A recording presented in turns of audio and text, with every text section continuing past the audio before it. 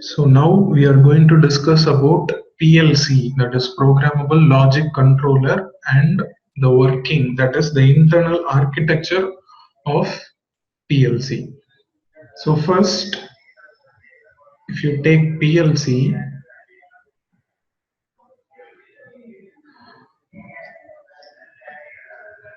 so this is how the PLC will be looking like. So there are different brands in PLC, but common working of PLC is same only. We have many varieties. Like if you take mobile phone, in mobile phone we have different brands. So same as that, we have different brands in PLCs also. So like that, based on the different brands, we have different specifications as well in different we have also different models in different PLCs, like that different things are available. So now generally if you take a PLC, commonly if you take PLC, this is the technical definition of PLC. PLC is a industrial based computer control system. It is generally a industrial computer. Commonly it is called as industrial computer control system, which is used to continuously monitor the state of input. As we have discussed about automation, in automation,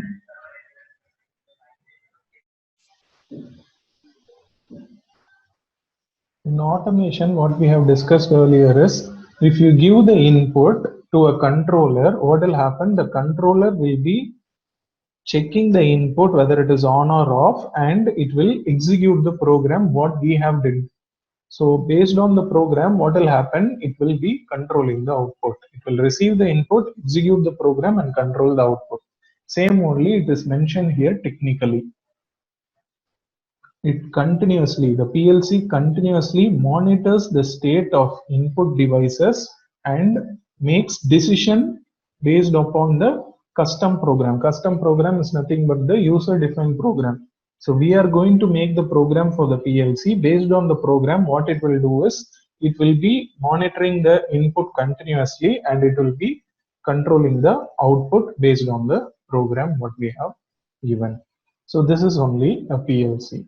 Now I am saying if you give the input, it will be executing the program and it will update the output.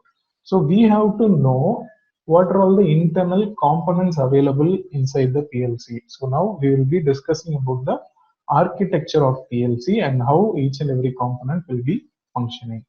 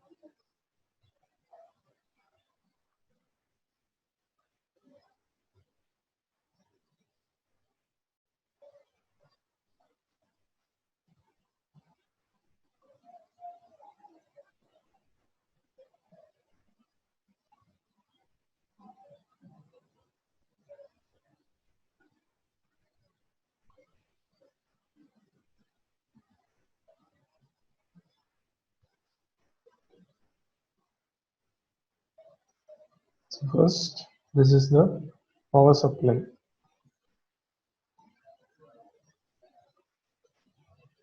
First, I will say what are all the components available in that. After that, I'll explain each and everything. Next is processor. which is nothing but the CPU of PLC.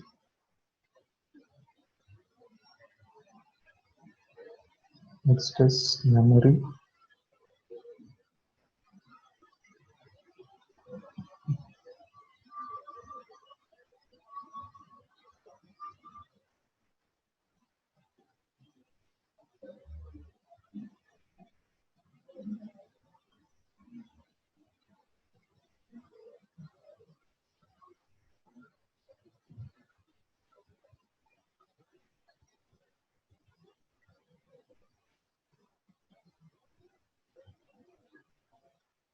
So these are all the input terminals. And next here we have the output terminals. This is the communication port. And after that here you have something, this one. So this is called as isolation barrier.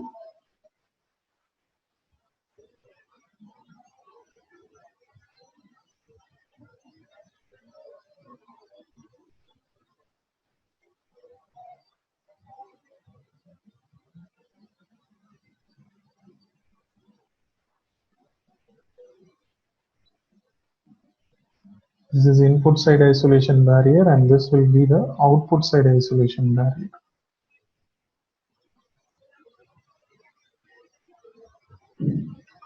So these are the different components which are all available inside a PLC. So one by one we will discuss. So first we will discuss about power supply.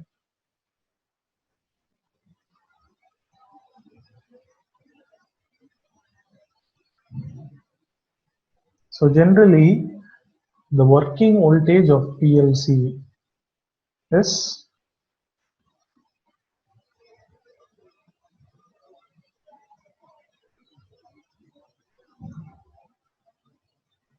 working voltage of PLC is 24 volt DC. This is the working voltage of PLC. But power supply is different. Power supply is nothing but a signal which is used to generally turn on the controller. It is just like turning on a TV or turning on a computer. What you will do, you will just give a power supply. After that, what you will do, you will give the input using that keyboard or remote. Like that you will be using something. So same way here also, don't confuse between power supply and this working voltage. Working voltage is nothing but the input what we give for the PLC. That is only working voltage. What I have mentioned here is nothing but working voltage, that is 24 volt DC. That is the input. Power supply is different. Generally, if you take power supply, there are two different types of PLCs, because some PLC will be accepting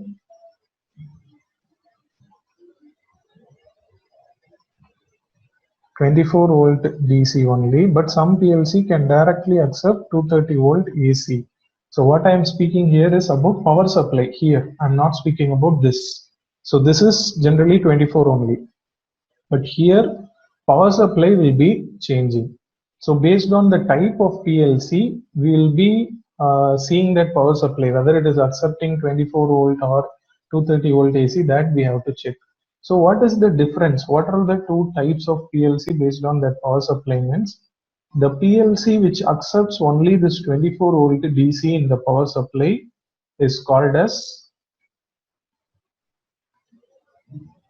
without SMPS PLC, and the PLC which accepts 230 volt AC directly, and that is called as with SMPS PLC. So what is the difference between without SMPS and with SMPS PLC means? Inside the PLC itself, for example, generally if you take PLC, this is the internal architecture, but if you commonly see PLC, it will be like this.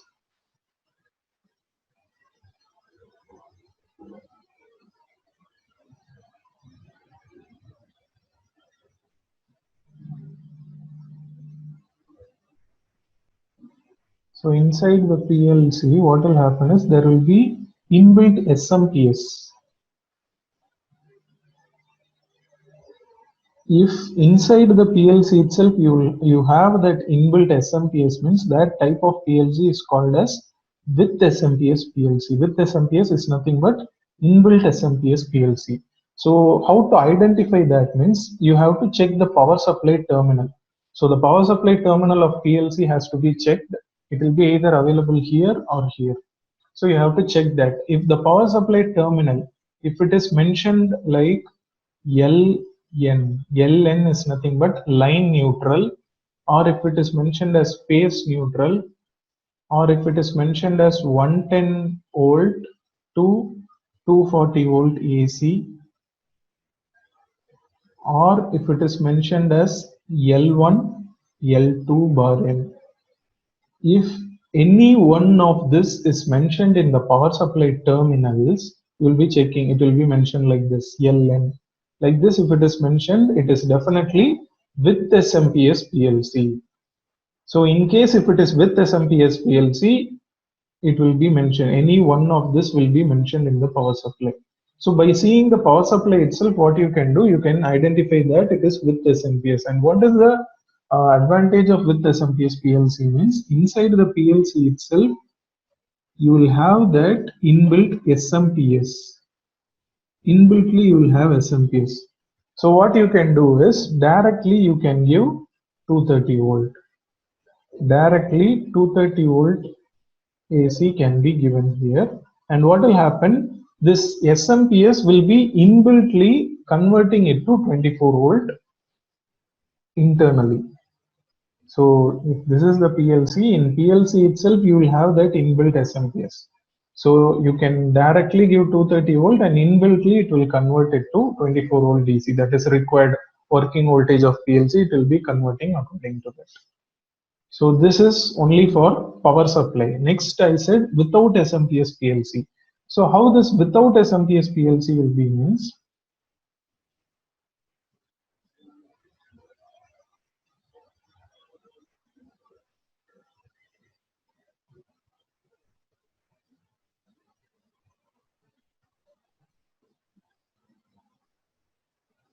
so in without SMPS PLC, what will happen is there won't be inbuilt SMPS.